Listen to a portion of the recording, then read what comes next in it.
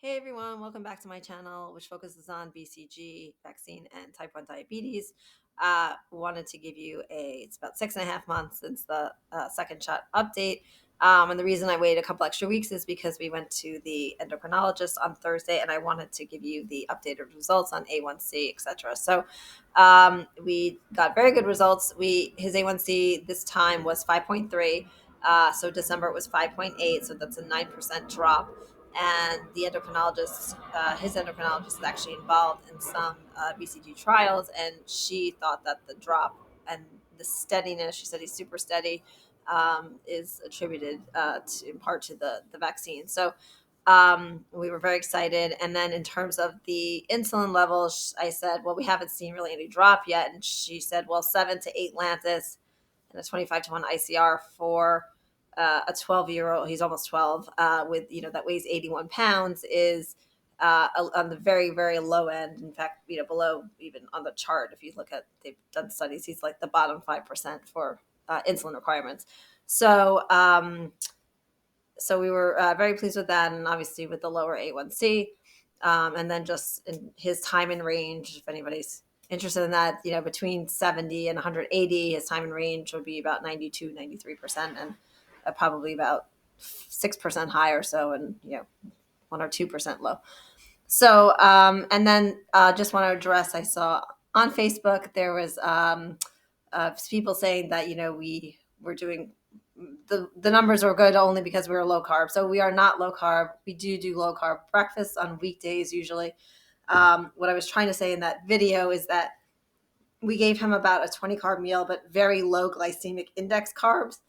And he had stayed flat. It was a lunch meal.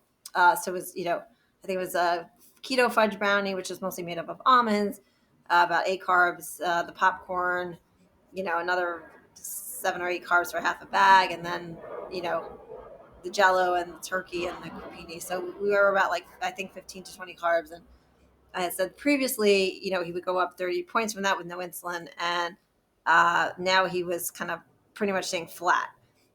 So that was the purpose of saying that, not that he was all low carb and that's why he was doing well. So anyway, we do some, the weekends, no low carb breakfast. And I mean, this was today's chart from breakfast. So this is actually the night he had some chocolate mousse. So I think he had a little bit of a fat high there. And then this was breakfast here. I think if I do this, you could see the time at the bottom. And then, we had some pretty good the last couple of weeks. Actually, good numbers with breakfast. This was probably a good, 60, 65 carbs for breakfast. And then this one, about the same. So sorry for the glare. So generally we're, seeing generally steady numbers. Again, still goes high for lunch at school. And the same thing, only problems we've been having, again, with the exams and, final exams, state exams, he'll go to 220, 230 after those. But, and I think, we have to change his ratio. But then, the next 3 days he has no exams and, he'll go to 180 or 200. And again, he gets dosed and eats right away. So, the only highs, again, we're mostly seeing is that. And then the growth highs, which are, 2 or 3 nights a week now, depends on how, depends on the day, I guess. So I'll just show you, a couple of the, so this is a night with no growth high. And then you can see the spike for dinner and then a good night. And then a night with a growth high would, look something like this.